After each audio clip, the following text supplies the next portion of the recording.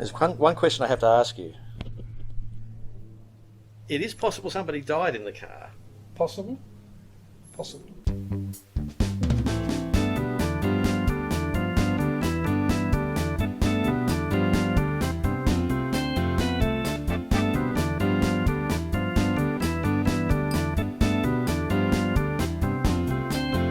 Well, here I am in a 1969 Rover 2000 TC. That is a local car that I came across and heard about and had to ask some more about because it's beautifully appointed in here. It's got all the mod cons for 1969. But the big surprise with this car, the big mystery, is that the person sitting where I am right now, some years ago, faced a gun barrel and a bullet or two was sent through the car and came out the back. It had some rust in a couple of spots. It had to have a new floor pan put in. So I thought, right, might as well get it done properly. And it was put into professional people. They soda blasted it, not quickly blasted it or anything like that, soda blast, and repainted it. And they said, we've got a slight problem. I think you ought to better come down and have a look. Well, when I got down there, somewhere they had got hold of some police tape, taped it off. all part of a bit of a gag on their behalf.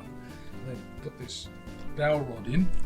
Where's the dowel rod? Dowel rod would go from here somewhere, up through the seat, because the seats weren't in then, through where the driver's head would be, and it came out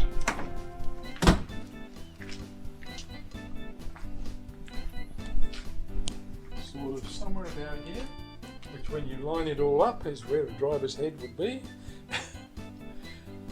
And all this stuff in here, in the air vents, etc., as I said, is full of glass fragments. Can you show me what you think happened in terms of where the person shooting was in relation to the car? If you can show me. They would have been either, someone could have been up in a building or whatever as it's driving along, come down through there, out through the back, missed the tyre.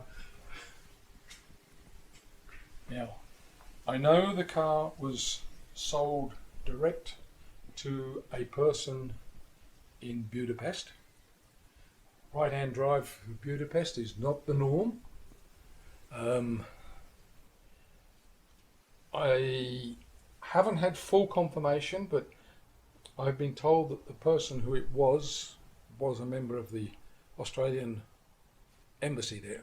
Now, whether this was going to be an embassy car or because this would be ideal for driving over there. The driver could get out very quick and open the back door straight on the side of the passenger would get out onto the pavement. I don't know. I haven't had verification. The previous owner I got in touch with, who was up at Townsville, in that area somewhere there, he didn't know any more than I've been able to find out. I tried to get in touch with Rover. I had a few contacts there because I used to work in Coventry. They said they can't let that information out. It's private now, but it's to do with Australian government. That's all they would say. Mm. So, but how did you? But were you simply relying on word of mouth that it was an well, embassy I've got the handbook that shows where it was and where the first servicing was done in Budapest and that. So I've got that. Then somebody had said, "Well, this car was in Sudan at one time." I thought, how do you know that? I haven't been able to verify it. The only thing I've had the verification of, took the back axle housing out. I got showered in sand. A hell of a lot of sand, which I don't think is normal wouldn't be for Budapest. But the trim on the two seats was different to the back seat. So I think it's been redone. It is possible somebody died in the car. Possible. But there was no other superficial damage around the car. If that had happened, I'd have expected it may have gone off the road, rolled over.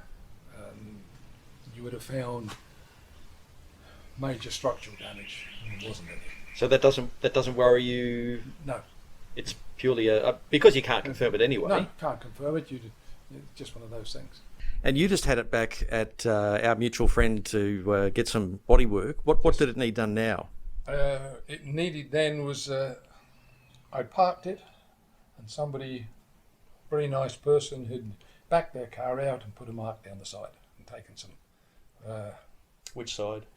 Back left, which is the same side as where it was. So tell us about it. Obviously, it's a 2 litre. 2 litre twin carb. Most common one here is ones that were made from kit form in New Zealand with the V8 in, the Buick aluminium V8. There are quite a few around, early ones that just had the single carb. This is one that's a bit more rare with twin carbs on it.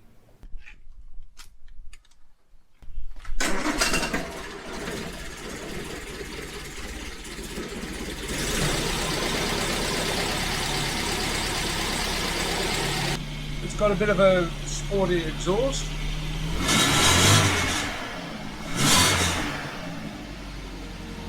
Heated rear windscreen.